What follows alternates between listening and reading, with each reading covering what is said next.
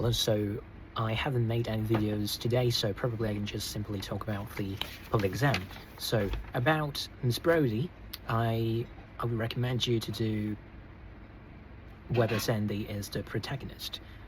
So first, the novel is a coming-of-age novel, and it's around Sandy, basically. The novel uses Sandy to talk about themes of fantasy, Brody's influence, and also education as well, and also about Sandy's growth. And you need to specifically mention that even though it's about Brody's influence, but the book is more about how Sandy deals with the influence. Otherwise, you are undermining the authority of your argument. And about religion, well, you need to talk about Roman Catholics. You need to talk about the Catholicism of Teddy Lloyd and how it basically prevents Brody from truly loving Teddy Lloyd. And you can also talk about the Brodys that actually know about the arguments against the Bible, and they study the Bible for its verbal beauty. And Brody at some point is compared to Providence, and you can also talk about that. And also, if you know about Calvinism, you can talk about that as well, but I don't think it's a popular question, to be honest. About Rebecca, you can talk about the heroine's initial representation as Monte Carlo, and then you can go on talk about her sort of coming of age as well, because she's so young and very, very immature in that sense. She knows nothing about aristocrats and the basically the social status of things at Mandalay.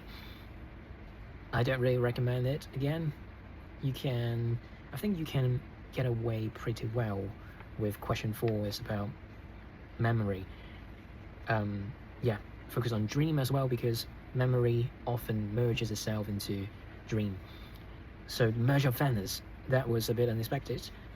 The imagery thing, so how this imagery contributes meaning to the play.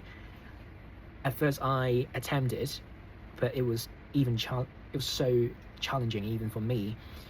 So I just basically drop it and move on and answer question 6. But if you're talking about imagery, you can talk about the water, you can talk about the casket image, because Antonio compares himself to the like casket as well. And I think question 6 is less challenging, at least. I won't say it's easy.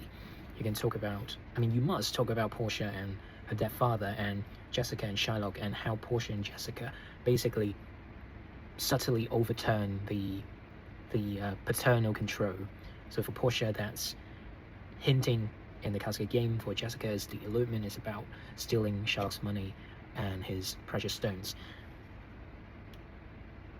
So for educating Rita,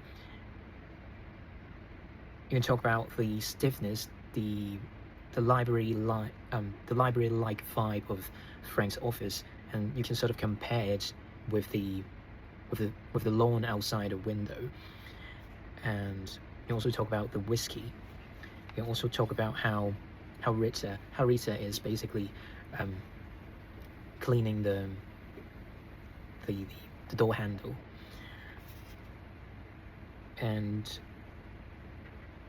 question 6 is a bit too challenging if you're answering that, but I think it would be alright if you can remember everything, but that sounds a bit too challenging. You can mention Howard's End, you can mention W.B. Yeats, you can mention William Blake, especially if you still remember the summer school thing.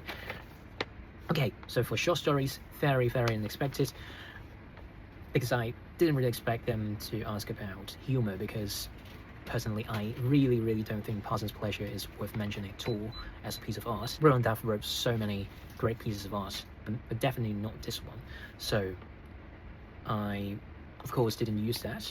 I used The Story of an Hour and then Sincerely I Can Speak.